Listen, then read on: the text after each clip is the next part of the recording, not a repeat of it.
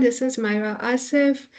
I welcome you all to the space. I'm currently one of the team members, one of the founding team members, I guess, of Aaraam Research and Learning Studio. Aaraam is a feminist collective. We are our young organization, and one of our missions is to make sure that the work of young feminists is valued and that our work is treated as work and our labor is taken seriously in different sectors.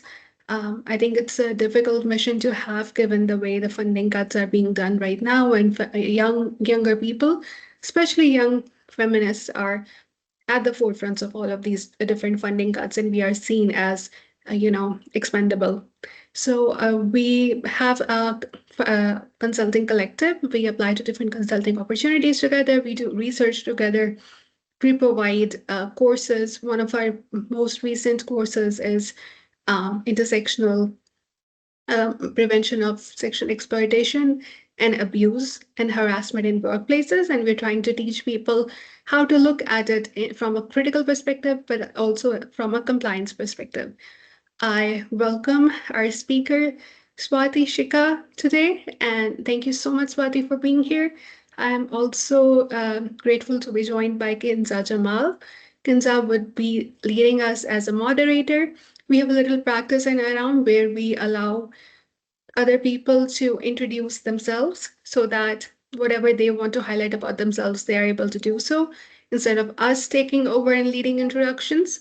So I will hand it over to Kinza first for the moderator to introduce themselves, and then they can take it forward with Swati and we can start the presentation.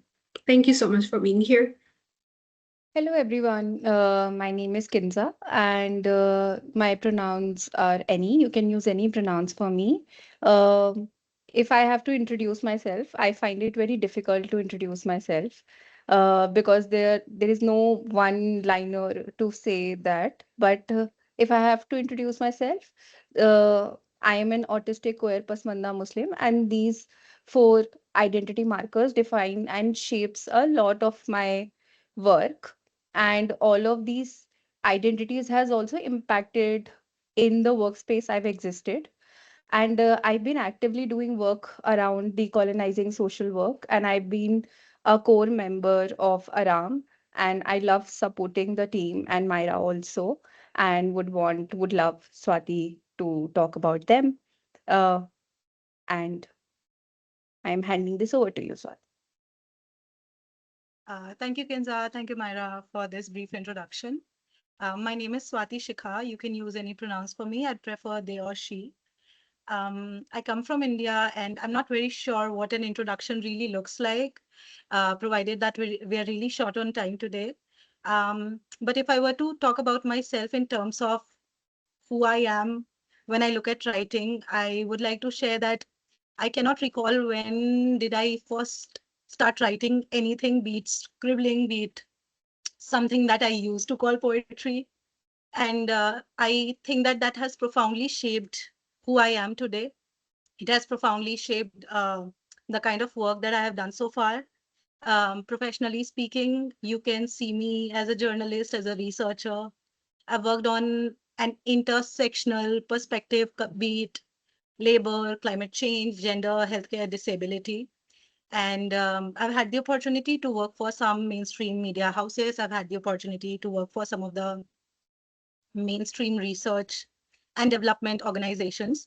And in this entire journey, what I have learned is how crucial it really is for us to unlearn in order to be able to write freely, in order to be really able to read, to understand what really goes on around us. And while we have very limited time today, and um, I think we could just start with the presentation that Kinza has really supported and helped me with. They have not just visualized but implemented this entire PPT. And thank you so much, Kinza. Thank you so much, Myra. So I'll just begin with it. Um, Thank you. I Before, first, yeah, yeah, sure, yeah, Kinza, go ahead. before we start, because I switched the slides, I would like to introduce like what is the topic, what is the context we'll be talking about. It is about writing from the margins, but it will be highlighting decolonization of writing, and also how writing from the margins look like, and also how does it look for writing for the margins. So Swati will be exploring different diverse spaces and intersections, and would not take much time, and you can start, and please let me know when I need to change the slide. Sure. Um, so this first page, wherein you see different aspects of the identities that each one of us live with, be it gender, be it sexuality, caste, race, religion, state, climate change, disability, geography, all of these do not exist individually. They are constantly at play. They're constantly shaping our experiences and our narratives. And when we talk about writing, especially when we talk about writing from a social perspective, when we talk about writing in the media, when we talk about writing in research, it is very crucial to understand how these different identities and intersections are constantly at play, and how they might influence what a story looks like or how a story gets told. Kinza, can we move to the next slide? So first things first, I am here today not really as an expert, but rather as an expert of lived experiences, someone who's worked with a disabled body, with a disabled mind to say, and to share the experiences I've had, but also perhaps to learn more with you all. Um, what I would say is why unlearning for me throughout the journey of writing so far has been important is because the way this world is moving right now and how it's moving tragically, we cannot really afford to, at any point stop learning and unlearning. Of course, we need rest, and that has to be a center of our work. And rest very much is part of the entirety of writing process. You cannot exhaust yourself, you cannot exhaust your brain cells and expect you to produce a beautiful piece of work that you can call yours without resting your brain and your body. But still, while we do that, we really cannot afford to stop unlearning and learning in the world that we are in. Kinza, can we move to the next slide? Um, while I am well aware that we have very limited time, I would try to touch upon all of these aspects that are really crucial when we talk about decolonizing writing, when we talk about unlearning and learning writing, as to how we approach communities. How do we reach out to communities? How do we report on communities? How do we really avoid extraction when throughout our experiences, throughout the history of writing, the documented history of writing to say, we have very actively been taught extractionism. We have very actively internalized practices of extractionism. And when it is not extraction, or when it doesn't look like extraction, then does it look like tokenism? And how do lived experiences really drive narratives? Who gets the power to decide which stories are selected? Who gets to decide what stories are published? Uh, I hope to be touching upon those aspects of it, editorial powers that play within institutions and organizations, and a couple suggestions, advices that I try to follow, I am practicing to follow, which may help us, especially people who are perceived to be on the margins. But in all honesty, what I feel is that this marginalization is more like decentering. The stories and our stories have been told. It's just that we often do not have the power to tell them. And then the way those stories are told look very different from how they are experienced in our bodies. Um, and when we talk about writing, as I previously mentioned, that the world is really fast paced and it's moving really tragically. So we are not always covering stories from regular grounds. We are also going on the ground when there's conflict, when there's violence. We are going on the ground when we say that citizens continue to be denied the fundamental rights and entitlements that they're supposed to be getting. And where does journalism or writing play a role there? How is accountability sought? And what do these different forms of journalism look like? Um, when we look at media, when we look at writing, when we see or come across certain news of someone from the community representing the community, is it really representation? Is it really tokenism? What is it? How do we understand that? How do we also safeguard ourselves, um, our allies, people whom we stand in solidarity with, from being extracted, from being tokenized? And in the middle of all of this, while we talk about writing, the kind of state surveillance that has increased all across the world, the kind of state surveillance that has increased in South Asia, in India, how do we continue to write freely in these times? We can move next.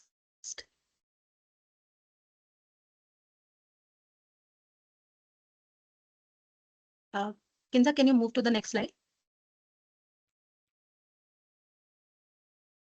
I did. Is it not visible? Or It's the not next? visible on my end. Myra, is it visible on your end? Myra, we cannot hear Okay, you. It's visible.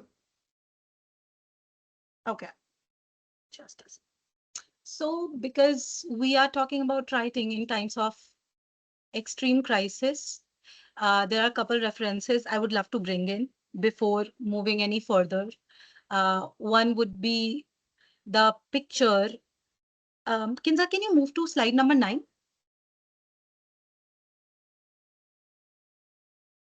9.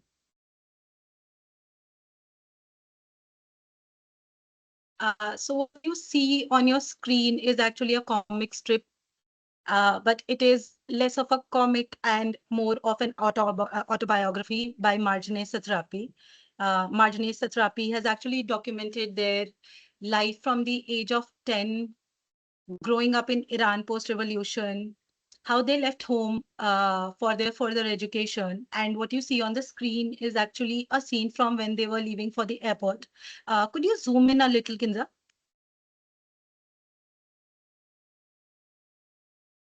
So it's very interesting. And actually, this book was one of the first books that really made me question what I grew up hearing, reading, and learning about Iran or learning about the Southwest. Uh, because I grew up reading newspaper a lot, and the idea that I had of the Southwest was very different from what reading a book written by someone coming from the Southwest looked like. And in this scene from the book, Marjane Satrapi is describing that while they were waiting at the airport where the parents had come to drop them off, they saw that there were a lot of young boys at the airport. It was a long line because people were fleeing the country in the background of the war, in the background of how um, the socio-political scenario of the country was changing very fast.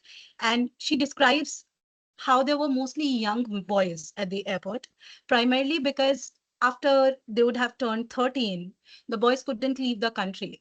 They would be recruited to be in the army.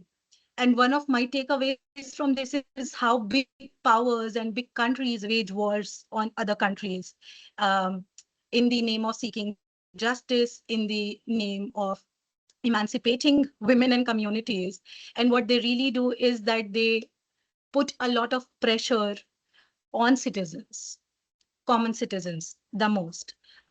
In this book, Persepolis, Marjane Satrapi later writes about their experiences that they had in Europe. And that I think is another striking thing about this book, because again, what we grow up hearing, what we grow up reading, what we grow up listening to and seeing is how the Western narrative tells us that they are the saviors of women from underdeveloped and developing countries, how they are emancipating women, and the kind of bigotry that Satrapi experiences, and the kind of honesty that Satrapi has written into it, including the aspect where she's mentioned how she was dating a boy at the time in Europe, and the way they behaved with her, the way their parent, their relatives behaved with her.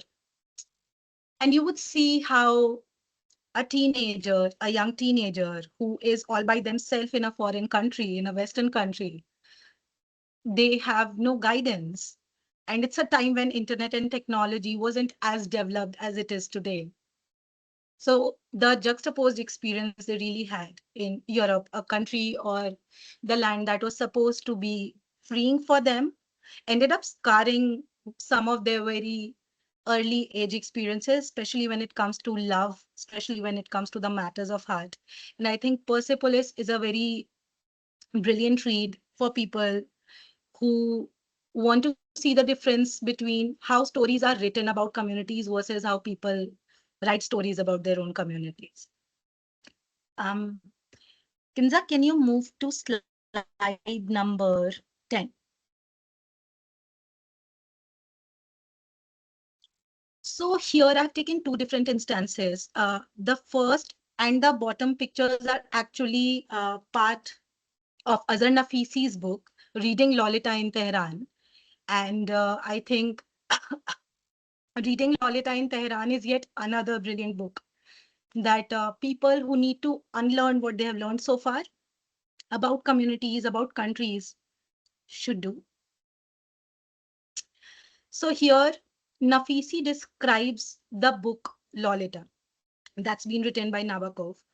And she writes, this was the story of a 12-year-old girl who had nowhere to go. Humbert had tried to turn her into his fantasy, into his dead love, and he had destroyed her. The desperate truth of Lolita's story is not the rape of a 12-year-old by a dirty man, but the confiscation of one individual's life by another. We don't know what Lolita would have become if Humbert had not engulfed her. Yet, the novel, the finished work, is hopeful, beautiful even, a defense not just for beauty, but of life, ordinary, everyday life, all the normal pleasures that Lolita, like Yasi, was deprived of. So in this part of the book, actually, Nafisi was explaining the book to one of her students. Um, Nafisi had formed a secret book club in Tehran with some of her students, and she was introducing Lolita to one of her students, Yasi. And one of the beautiful parts of these lines is how when Nafisi describes Lolita, she is not reducing Lolita to a victim. She is not trying to emerge as a savior, but she is rather saying and talking about what really happens to ordinary people, what really goes on in ordinary life. Another aspect of the book is that Nafisi has emphasized in the book, like that she is not comparing the Ayatollah with Humbert. Neither is she saying that we are using Lolita as a critique to the Islamic Republic, but rather we are using it to go against all totalitarian regimes and perspectives. And I think underlining that as well as for readers to understand that is really, really important. The reason I have added another picture here, which is actually quite a triggering picture, is a picture from the Epstein files. So there are these three images that have been released under the larger Epstein files. And on different body parts of people who have been captured in these pictures are actually sentences from the book Lolita. So if you were to zoom in here, what you'll eventually find are statements and sentences from the book Lolita. For those who do not know Lolita, Lolita is actually a story that narrates how this person, Humbert, marries a woman because he wants to get to a 12-year-old girl who's named Lolita. Later on, the mother dies shortly after he marries her. How he lies to Lolita, takes her with him, and how Lolita's life eventually unfolds. I do not want to give any spoilers and tell you how the story eventually ends, but I think how we see Epstein files and how often a lot of people are quick to jump that someone like Nafisi is immediately trying to take this stance that I am comparing the Ayatollah to Humbert or I'm comparing the regime with what happens in Lolita is so unfair because we have been made to think that people have these radical instances and stances, and that people in the West and white people, white men, are not capable of doing these things, despite having ample evidence of. However, what is shown as ample evidence versus what eventually gets propagated in the larger mainstream media are two very different things.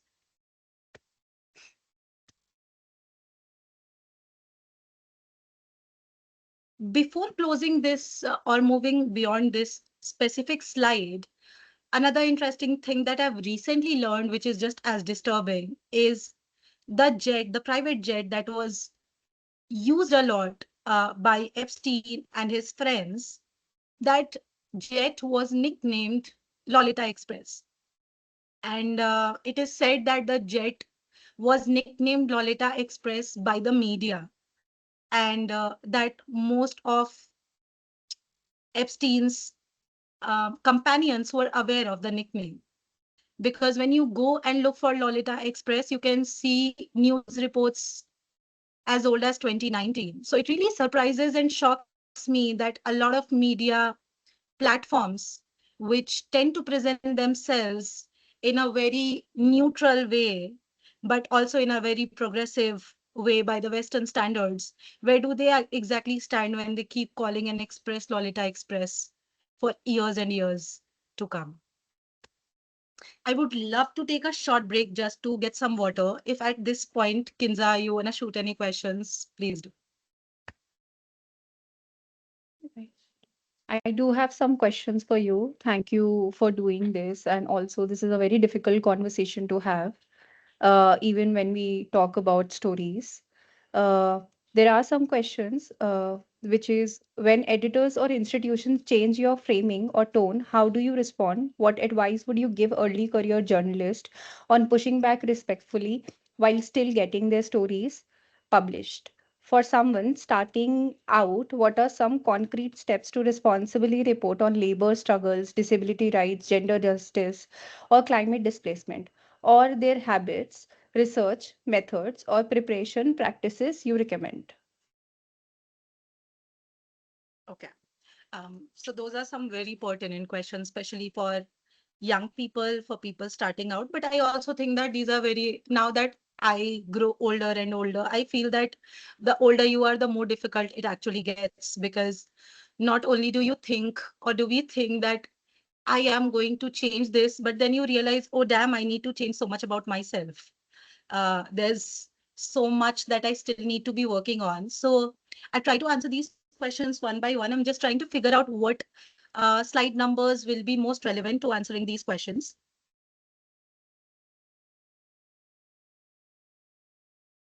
So, Kinza, if you could come to slide number 8.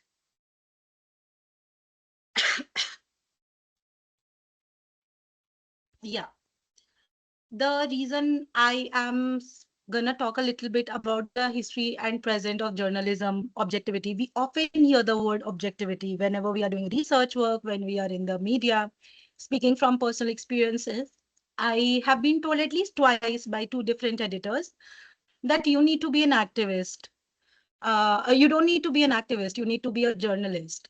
And I wasn't sure at the time what it really meant. I gradually understood what it really meant. It meant the popular idea of objectivity.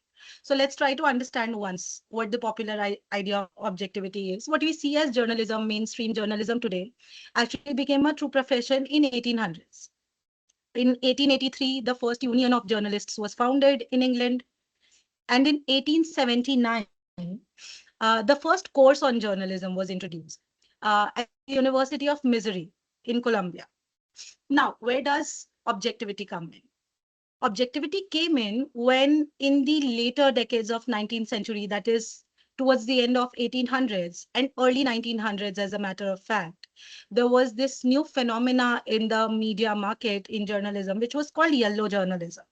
Yellow journalism basically was sensationalism of news, emotional headlines, and often they played a big role in the wars that went on at the time. There were two big players behind this yellow journalism. At the time, there were two media moguls who existed. One was named, just a second, I remember the second name. Yeah. So Joseph Pulitzer and William Randolph Hearst, these were the two big players, titans in fact, of the 19th century journalism, who got involved in this strategy, in this idea of journalism, which was later on termed as yellow journalism. Because of this rise of journalism, because of how it looked, either it was supposed to look or to promote certain sort of propaganda during the war, to promote sensationalism, to promote emotional headlines, etc. Later on, the concept of professional or scientific journalism came in. One of the interesting parts of this objectivity, what mainstream journalism looks like, is that the realization of who Robert Pulitzer or Hearst were.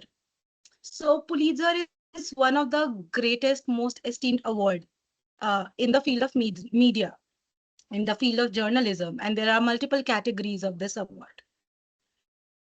And if we sit down and if we question that who exactly are we getting recognized after, who set the standards for it, who drew this narrative, who really decided that this award named after Pulitzer has to be the greatest achievement for journalism. And here is what you sit down with: the discomfort, the realities, new narratives that you have often not heard of or you might not know of. The reason why I'm talking about this is because as young professionals, we are often told by editors, our senior reporters, that you need to be very objective, you need to maintain objectivity, you need to maintain objectivity. But the question is that if I'm being told that I need to maintain objectivity for the sake of accuracy, for the sake of being neutral, for the sake of legitimacy, who really is giving me the legitimacy? Who decides what is legitimate?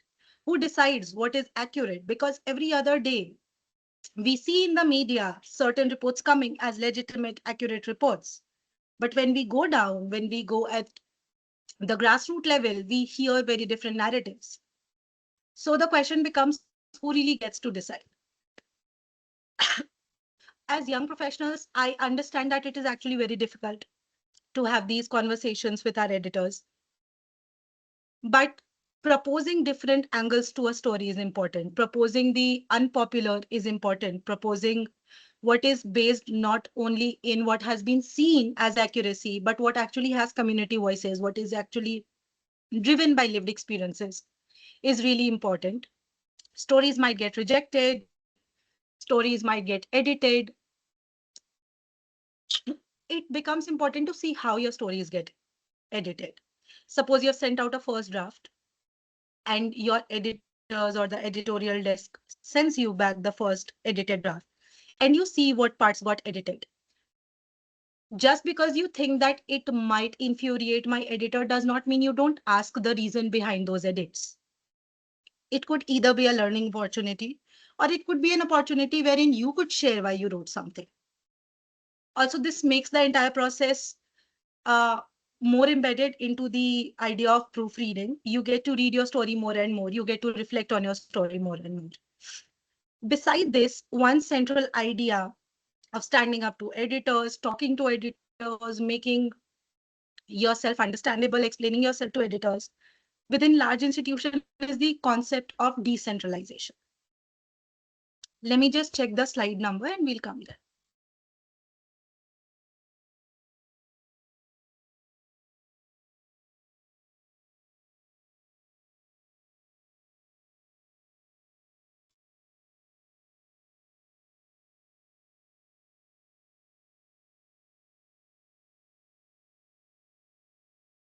Kinza, could you come to slide number 17 once?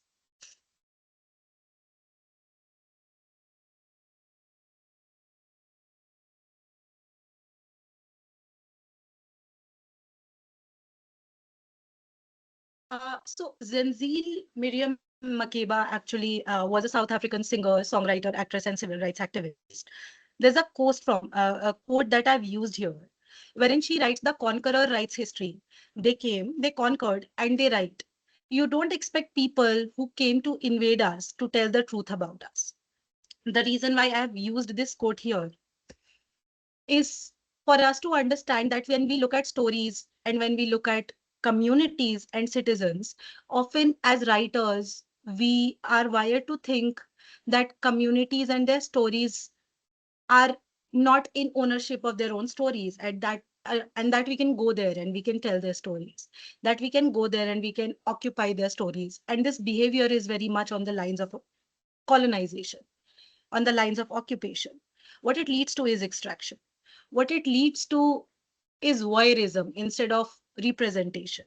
What it leads to is a story where the community doesn't tell the story, but we decide how the story of the community gets told.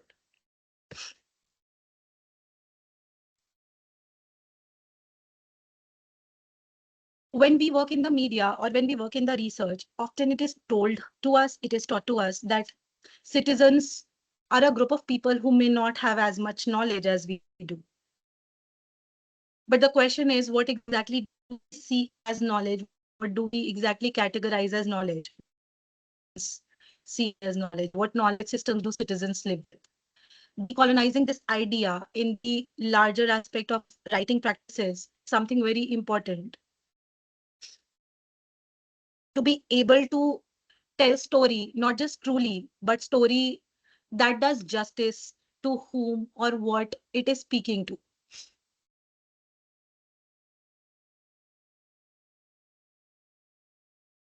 Kinza, can you move to slide number 19?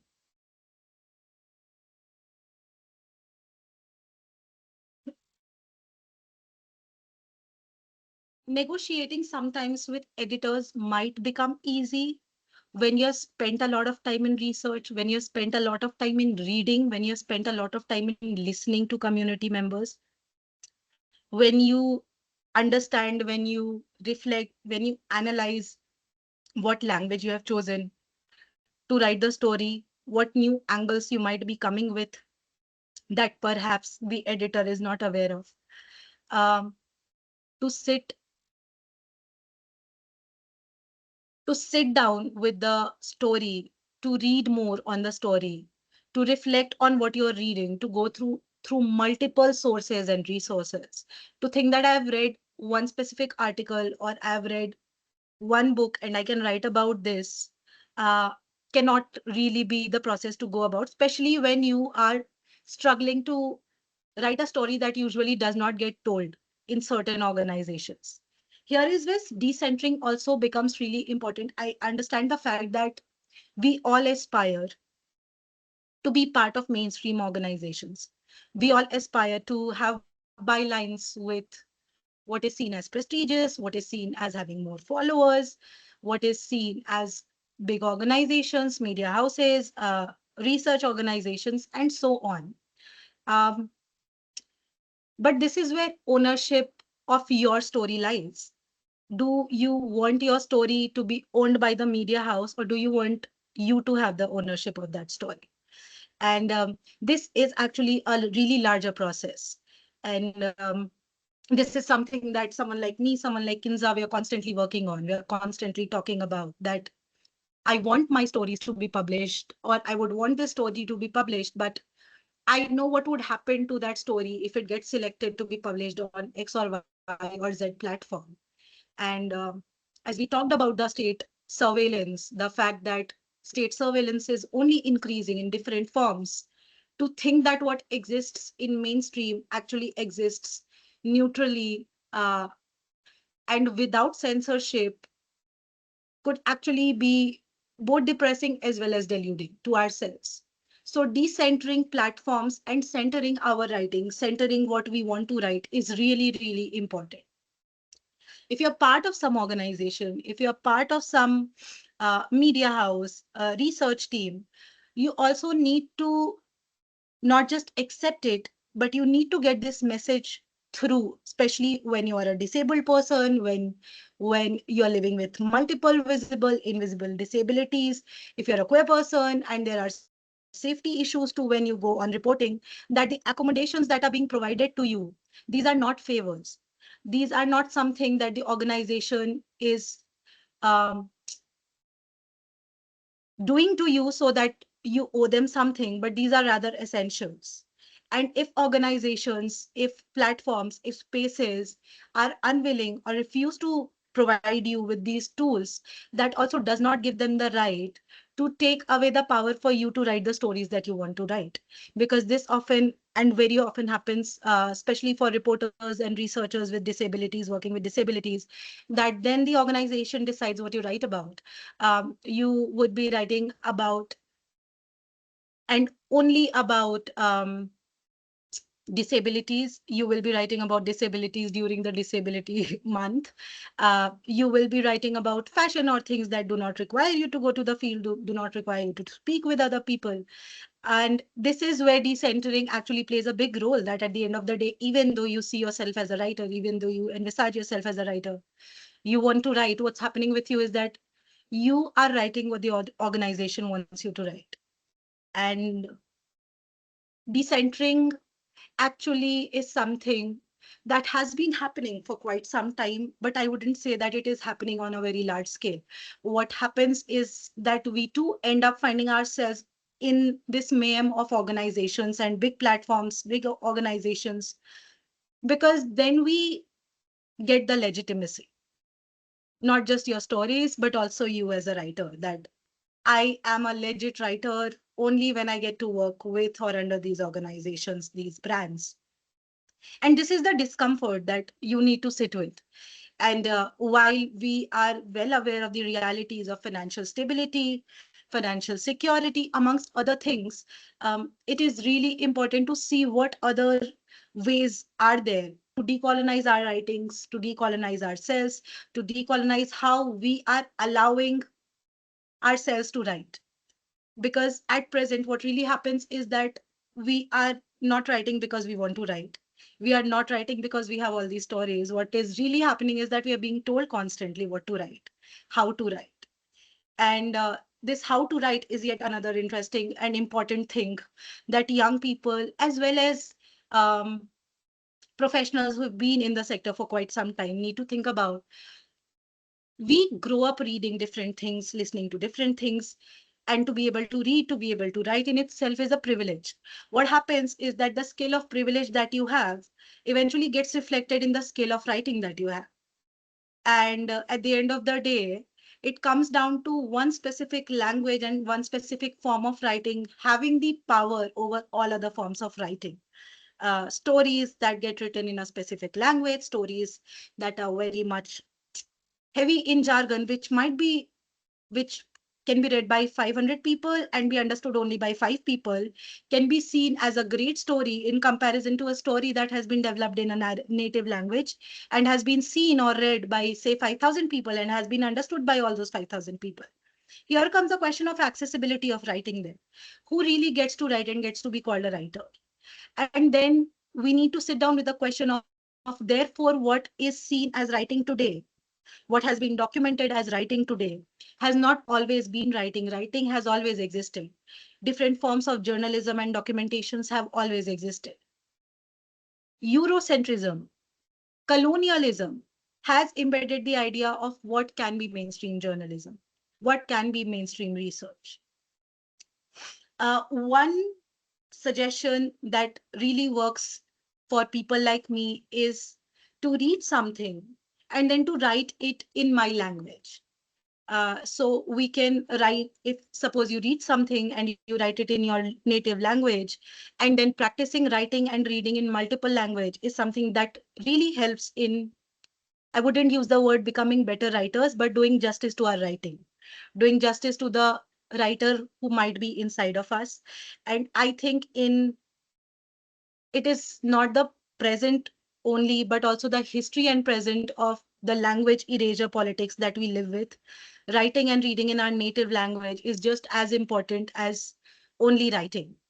Um, it also gives access of stories to communities and different communities. We keep talking about communities representation in writing, but do we talk about, do communities read our writing? Do communities read what we write about? Do communities read all those reports that we've made for funding agencies, we have made for media organizations, the reports we have sent for journals, academic publications? Do communities ever read that? So whom are we exactly writing for? And what are we exactly writing for? unless we don't sit down with the question before we get started in the process of writing, the later stages cannot change. So I think one important thing to do is to reframe, rephrase, dismantle everything that we have learned about writing so far, so that we can figure out who we were supposed to be as writers. And writing can exist in so many different forms. I see the timing, and at this point, Kinza or anyone, if anyone has any questions. Hello, everyone in the audience. We are so glad that you're here. We would want any of you, if you have any questions, please ask us.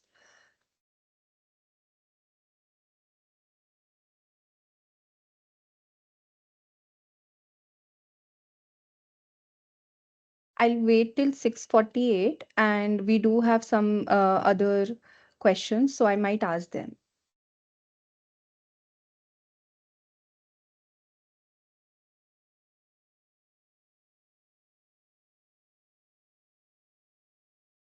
Yes, Sonali, please. Oh, hi. Uh, Hi, do you want us to write the question or can I ask here? You can ask Go here. ahead, ask here if you're comfortable. Okay, yeah. Thank you so much for this. I really needed this. So I had two questions. I'll try to reframe them.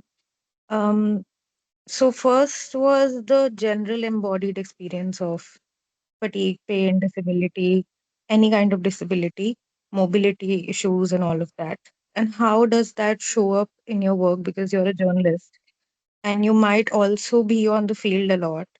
What happens to your body while you're on field? Are you able to completely also when you're engaging with marginalized communities who share a lived experience, but there is also a difference in terms of how they experience life and body? Does that change? And how does the organization sort of takes up that? How does within an organizational setup do you um, do you negotiate that space? Especially right now when everything is just bizarre. So yeah, that's mostly my question. Like also on field work and embodied disability and how that shows up in your writing and also in your day to day. What does fatigue feel like? What does disability feel like? Where, I mean, how do you explore your limits? So, yeah, sorry for dragging it on. Thank you. Thank you for asking such an important question. Please, Swati.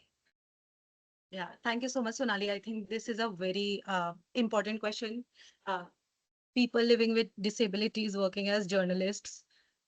One thing for me was the alienation, because I was working in some mainstream media journalism houses, including magazines and daily newspapers in English languages. So there were all these levels of elitism already existing. And I really didn't come across people and journalists with disabilities across all these mainstream media houses. So for me to be able to ask for accommodations was extremely challenging, especially as a young person, as a young female bodied person.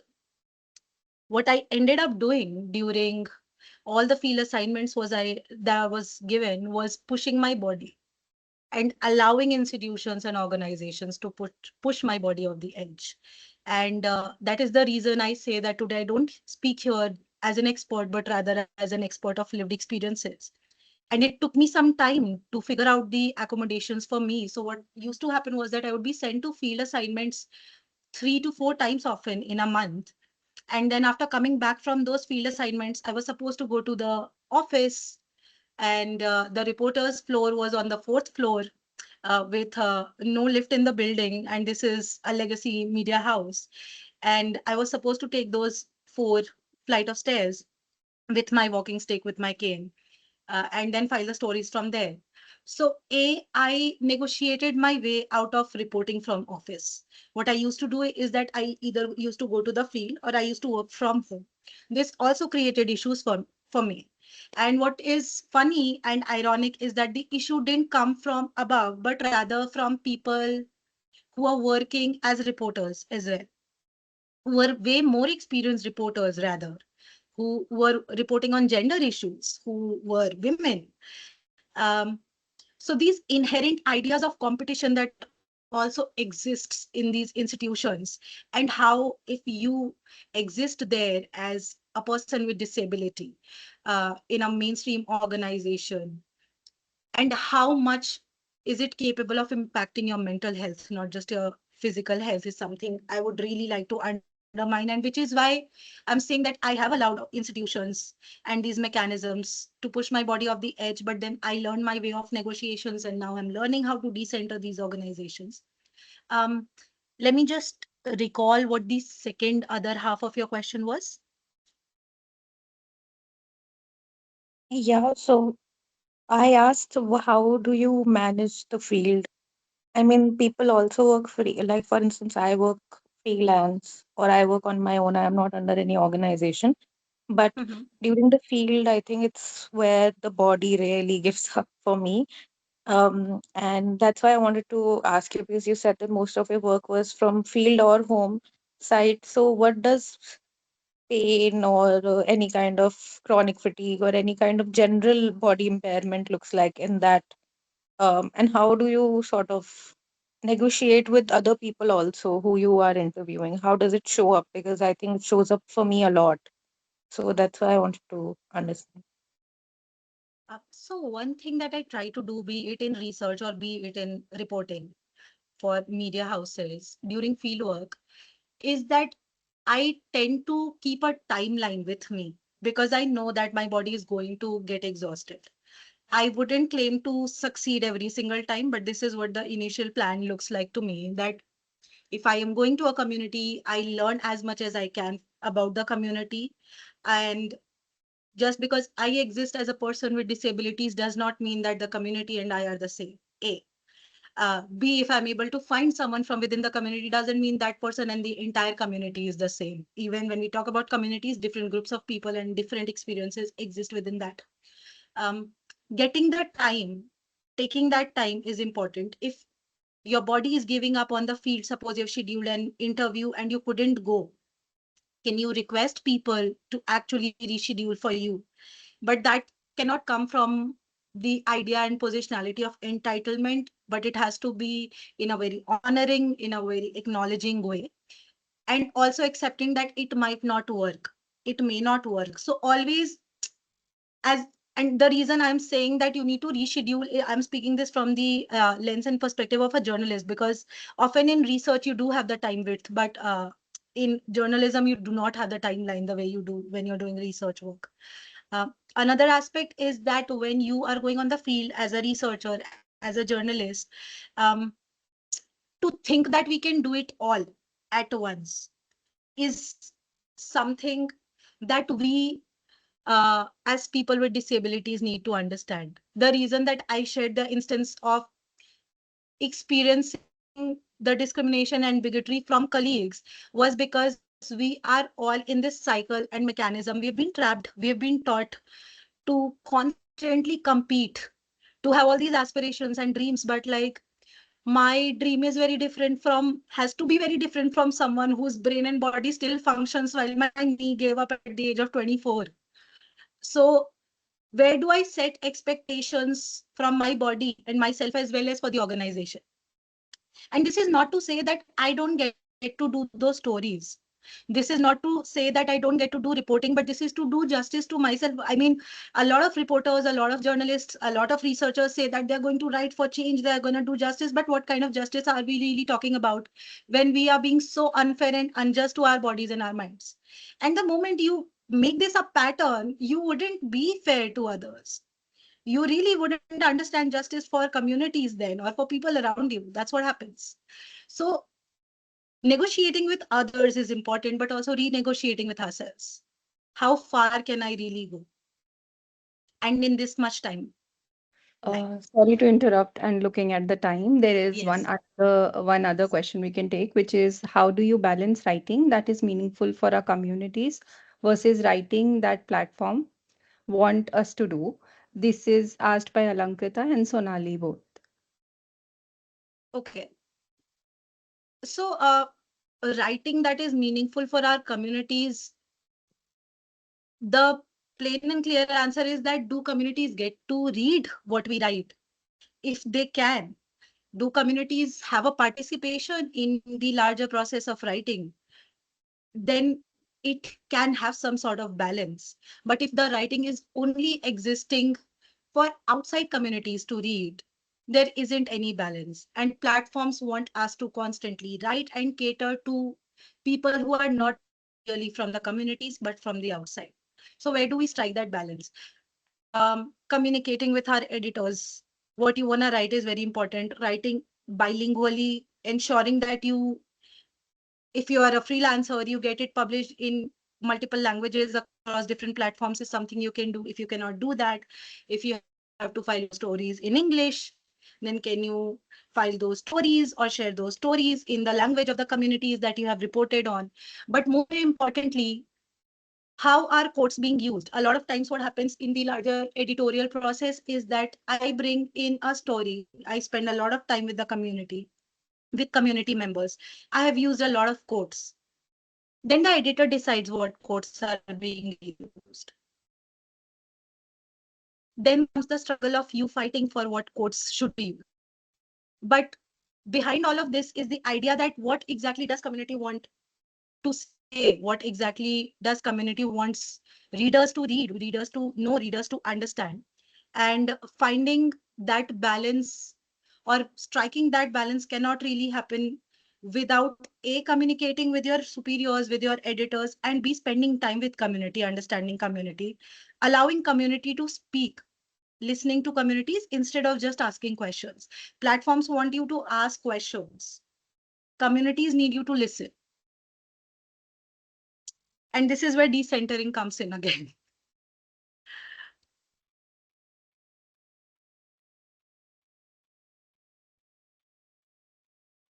Kinsa, can you just move to slide number 25 before we close this? Oh, sure.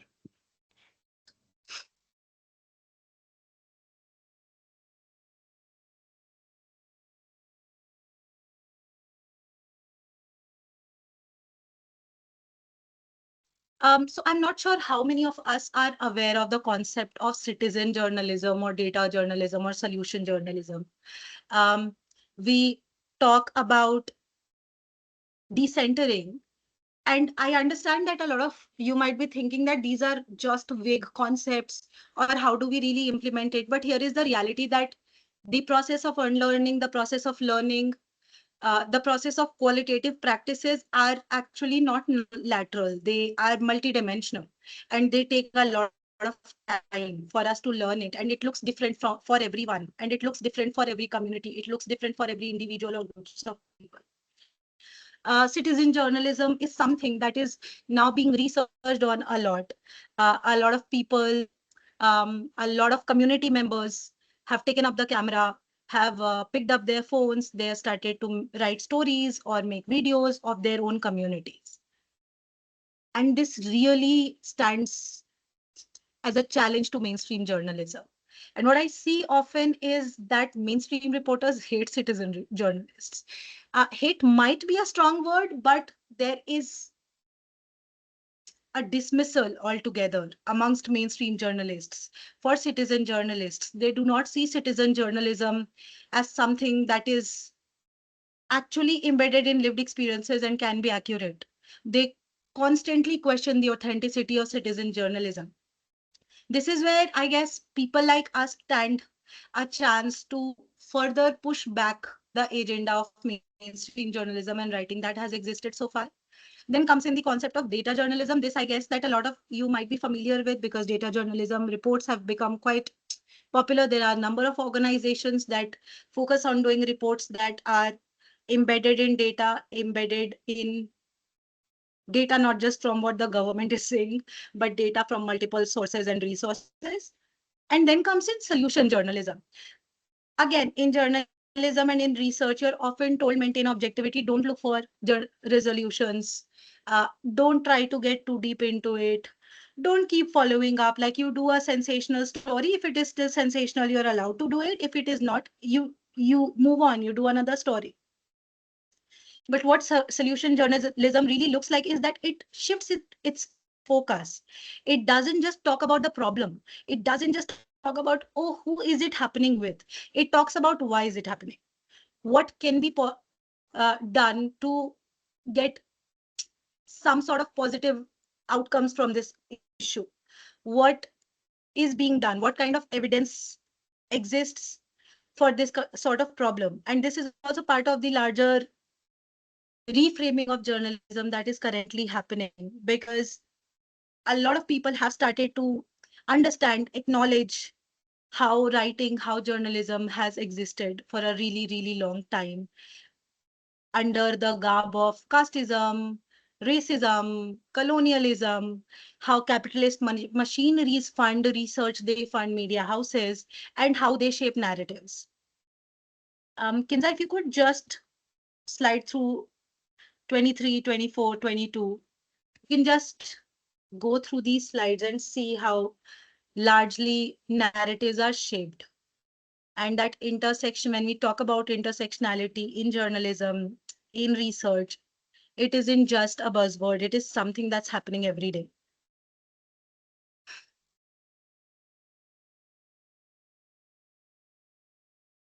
The artwork that you'd made and Rinku's.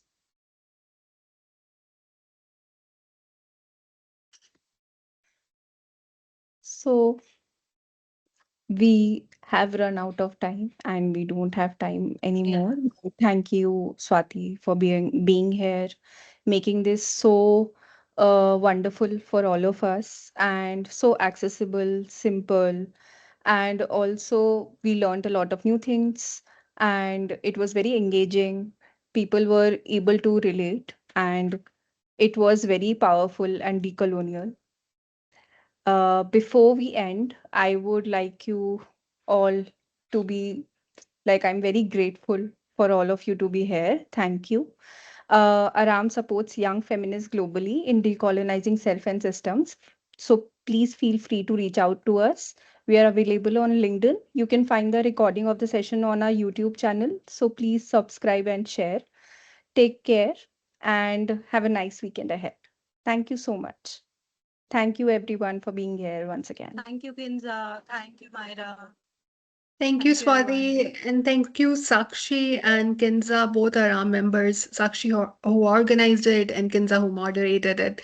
Thank you so much, everyone.